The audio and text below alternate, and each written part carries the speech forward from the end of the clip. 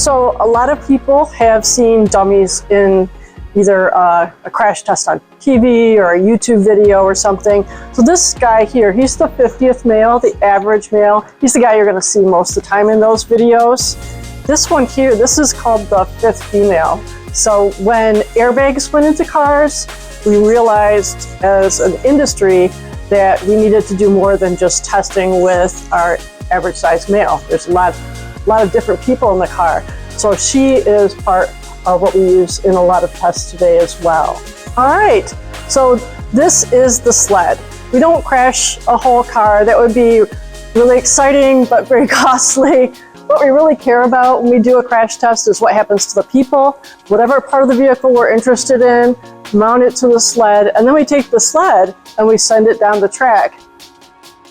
So you can see down here, this is the crash sled itself. It's set up for a child seat test. And this looks like a school bus seat, but what it is it simulates the back seat of a vehicle from several years ago.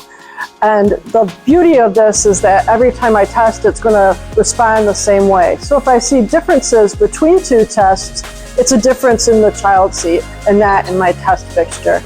These big rails that are here, these are so we can mount cameras. These little things are cameras here because we want to track what's happening in the crash. We watch the dummy as it moves.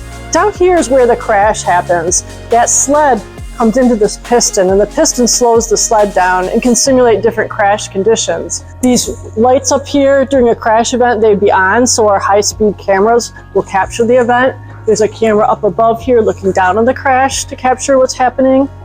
What we have here is a dummy. It's a side impact dummy. It's not used in testing anymore, so we took it all apart so everyone could see what's inside. And what you see is that the head is some rubber, there's a metal piece. All of these pieces are made of man-made materials. They're steel, they're rubber, they're plastic. All of this is mechanical. We're mechanical engineers. We have to understand how these parts work, but we also have to put them together in a way that it represents what really happens to a person's body. My interest is really injury prevention. I want to keep people safe in the world and help them have a good life. So having my skills as a mechanical engineer and having the crash lab here available for research really gives me the opportunity to make a difference in the world. And that's what I'm really excited about.